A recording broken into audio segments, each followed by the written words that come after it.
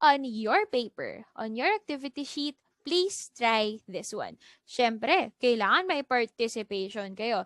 This is now sine beta times secant beta. By the way, nagbabago-bago po yung mga angles itong mga to. But these are just angles. You're not solving for them.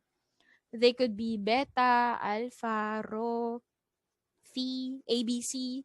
They're just variables. Okay? You're solving for the function themselves.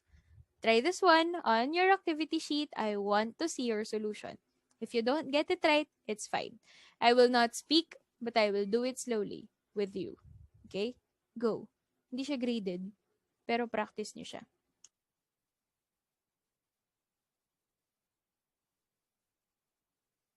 Ay, kung nakuha niyo na, pwede niyo na i-chat, ha?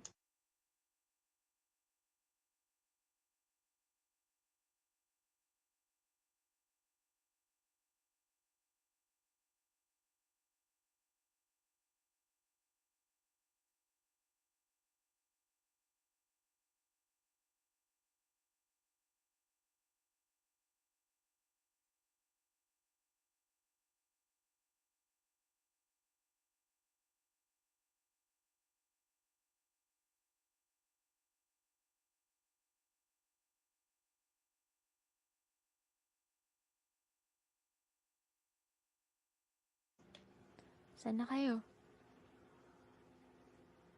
Ano nasagot niyo? Okay. Mark Wendell, tama. Briniel, malapit na. Sige, simplify. Nakuha na po ni Mark Wendell, ano? Very good naman pala tong batang to. How about the others? Try natin. Na-stuck kayo dito, no? Dito na yan. Pagsamahin mo. Oo, tama, Rasky. O, simplify pa. Pwede pa yan. Lawrence, tama. Pwede pa yan. Simplify pa. Pwede pa yan. Hanapin nyo, hanapin nyo. Okay, Rasky, nakuha na. Sophia, correct. Nicole, tama! O, yung iba, yung iba. Kate, close enough. Pwede na, malapit na. Sine over cosine, di ba? Tignan natin, ha? Sine over cosine, nag-multiply tayo. John Dominic, tama! Sine over cosine. Sine over cosine. Shook! Ayun, no? Sine over cosine, no? Ano yung sine over cosine? It's tangent beta. And this is by using your quotient identity. And ladies and gentlemen, we're done. That's it. Ta-da! For example number 3, let's have this one. Oh, it's squared.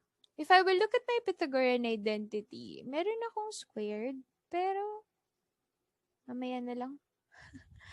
I've decided not to use it yet. So I have sine squared u.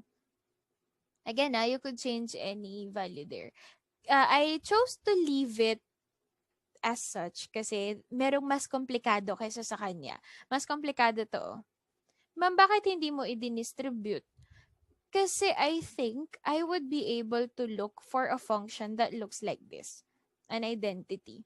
I didn't distribute kasi if I would distribute, it would look more complicated.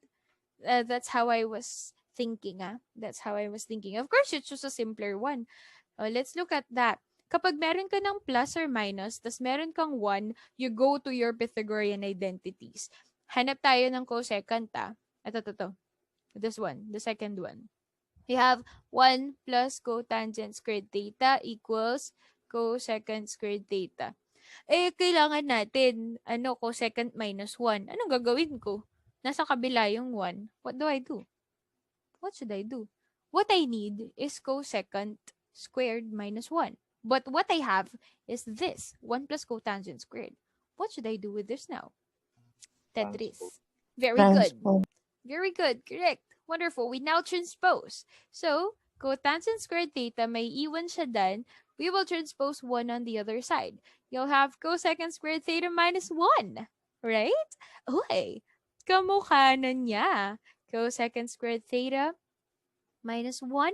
And now it looks like this. And according to your Lego game, your cosecant squared theta minus 1 now is just equal to what? It is just equal to cotangent squared theta.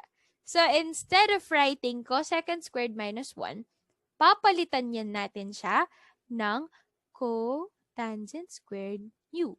Kasi ito ay equal lang dito according to your modified Pythagorean identity. Right? No, nakuha pa yun, ha? Sige lang, kapit lang. Susunod, cotangent. Tapos may sign ako sa tabi. Anong pwede kong gawin dito? Hanap nga tayo ng cotangent na may kasamang sign. Saan ako makakakita nun? Cotangent na may kasamang sign. Saan ako titingin?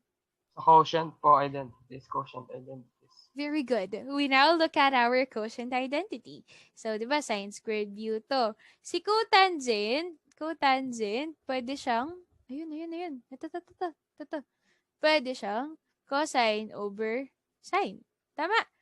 O, dahil squared to, isi-squared din natin lahat.